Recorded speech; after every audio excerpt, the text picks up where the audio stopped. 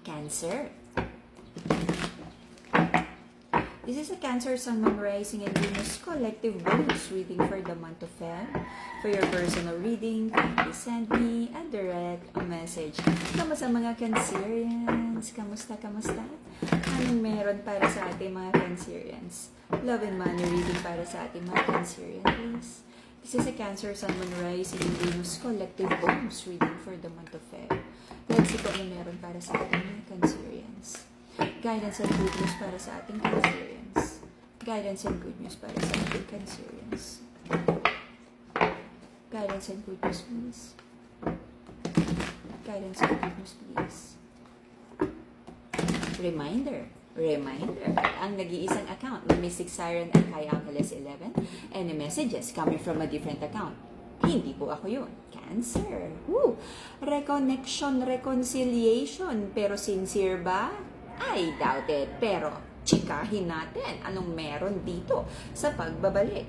Nagkaroon ng confusion options, may pagbabalik, naging on and off ang connection na to. Do para sa'yo, gusto mo sanang i-keep ang connection na to, pero paano nga ba?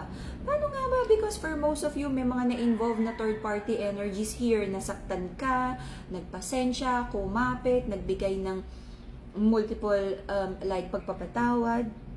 Nagkaroon ng disagreements, you're trying to heal, because ideally gusto mo ng happy, abundant, long-term connection. But this is the Cancerian energy.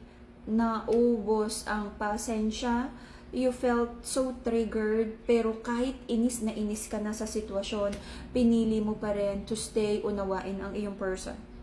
Sabi mo gusto mo lang naman ng victory, pero paano nga ba magkakaroon ng victory ang sitwasyon kung lagi na lang may justice in reverse, unfair situation na nangyayari dito? For some of you na may involved na bata, maaaring yun na lang yung kinoconsider nyo, wag na lang makita ng bata na nag-aaway kayo, magkaroon ng harmony sa sitwasyon. But the Empress here, the official feminine, she feels so unloved. But may mga instances kasi talaga na, lalo na pag may mga batang involved o mayroong mga considerations kung bakit hindi nyo agad maputol ang pagsasama na to, it's because of convenience, okay? It could be may hinuhulugan na kayong bahay, nagsasama, or may bata, okay? Sabi ni feminine, for now, sige, total natutulungan sa ganito, or kailangan pa niya si masculine. In the past, nagkaroon pa talaga ng pagtitiis sa connection na to.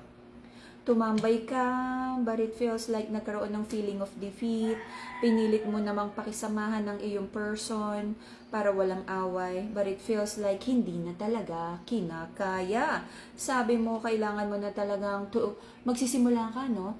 Yung emotionally cutting yourself off from the stress, emotionally detaching, nawawalan ka ng pake, parang naghahanda ka na sa pag-e-empake mo, okay? Naging paulit-ulit na toxic yung connection na to. Sabi mo, ang gusto mo lang naman, magkaroon ng positive transformation, magkasundo for the both of you, meet each other halfway. But it feels like, sabi mo, kung ikaw lang lagi ang nagbibigay ng effort at, ng pag-unawa sa relasyon na to, mauubos ang iyong enerhiya. Okay?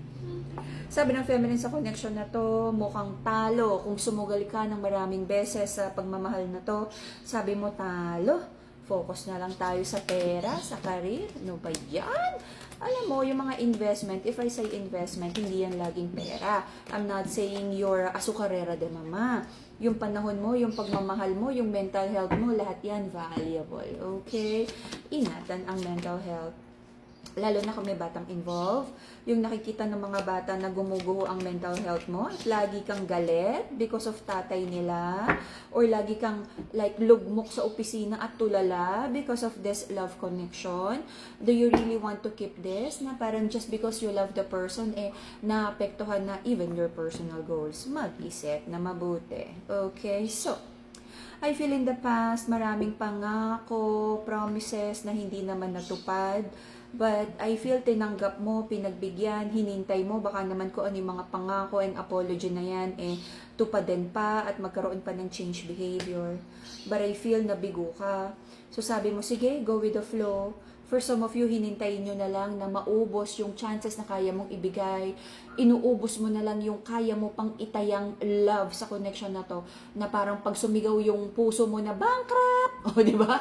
At least makakapag-walk away ka nang hindi na masakit. Kasi alam mo sa sarili mong bankrupt na ang iyong pagmamahal sa tao na to. Nagising kang na-fall out of love ka na. Okay? Sobra-sobra yung naging backstabbing energy, betrayal sa connection na to. And I feel hinahanda lang ng feminine ang kanyang sarili na parang hindi lang siya masyadong mahirapan if ever na ito na talaga yung time to walk away from this connection. Okay? Maraming iniisip, maraming plano, paano nga ba, if ever hindi talaga mag-workout, paano kung hindi talaga magbago, anong gagawin mo, paano mo i-rebuild yung buhay mo. Okay? Sobrang nasakta ng ating feminine because it feels like mayroon talagang options sa relationship na to na nagdala ng paulit-ulit na backstabbing energy, betrayal. Sabihin natin na ito yung painful situation sa buhay mo na feeling mo hindi ka na makakaahon but feeling mo lang yon. Okay? Kapit lang. So, sunny day is about to come. Matatapos din ang ulan. Meron kang pinagdadasal na sana yung mga bagay na pinagtatrabahuhan mo, magkaroon na ng bunga, dumating na yung promotion, maklose mo na yung deal na yan, makuha mo na yung increase, okay? Makuha mo na yung trabaho na gusto mo. Okay. There's a masculine in this connection. Masyado mong na-spoiled ang lalaki na to. Na sabi niya is, kahit naman hindi niya inaayos yung sarili niya eh, kahit naman hindi niya ma-show ng maayos, ma-express or ma-deliver sa'yo yung sincere at totoong love na ina-expect mo, eh, kayang-kaya naman niya ikaw lambingin. Okay? So this time, feminine, dapat maging strong ka na sa standards mo. If this is how you want to be loved, do not accept anything that is less than your standards. Okie-dokie? So, there's an energy of a masculine here. Mahilig tong mag-love bomb. Pag bumabalik, kala mo sad boy, kawawang-kawawa, may paiyak-iyak pa, may pasuyo-suyo pa, gusto niyong magkaayos kayo. Let's see, masusuyo pa ba this time ang feminine? Or talagang nabagok na, natuto na, na-shake na ang like reality na parang lahat pala ng ibinigay sa'yo ay delulu lang. Okay? Delulu Wonderland. There's a masculine in this connection. Ayaw na daw niya ng conflict with you. Marami na naman siyang plataforma. Gagawin ko to, feminine. Mahalin mo lang ako. Ito ang pangako. Tanggapin mo ang aking pagmamahal. But feminine, paniwalaan ang patterns. Kung makakabuti sa'yo ang relasyon na to, with a Wheel of Fortune in reverse, I don't think so. Not yet. Okay? I'm not saying na wala siyang pag-asang magbago. Ang sinasabi ko, not yet. Hindi ko pa nakikita yung sincerity ng masculine na to. Andito pa rin ang toxicity. The masculine is only after the passionate connection, the romance. Pero yung totoong pagmamahal, meron ba? Hindi ko yan masasagot. I don't think so. But one thing is for sure, very toxic, very promiscuous, very passionate, very on the side of romance. Namimiss ka lang niya. Gusto niyang i-check kung pogi pa siya, kung talagang ma-fall in love ka na naman sa kanyang mga boladas. Okay. May mga doubts ang ating feminine kung bibigyan mo pa ba ng hard work or another chance ang connection na to. Okay.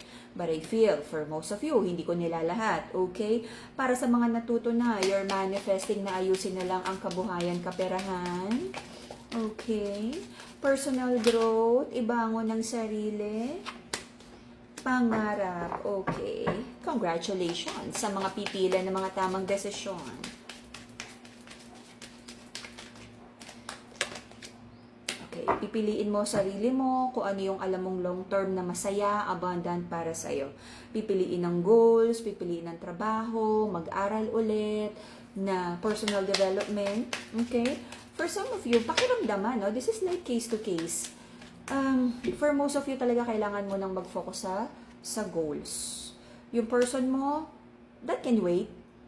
Kapag ready siya, makikita mo naman yung sincerity kasi yung sinasabi niya ay mag-a-align ang kanyang mga effort at kanyang mga actions. Alrighty? mag-ingat in making a decision. For now, for me, this is a not yet. Focus muna sa sarili and personal goals. Okay? Ngayon, for some of you na nakikita nyo na nandun na kayo pareho sa phase na nagbago na, go for it. And that would be the Cancer, Sun, Moon, Rising, and Venus reading for the month of Feb. See you again in a few days for your next reading. Okay? I'm hoping na makagawa ng tamang desisyon para mas maganda ang next reading natin. Bye-bye, Cancer!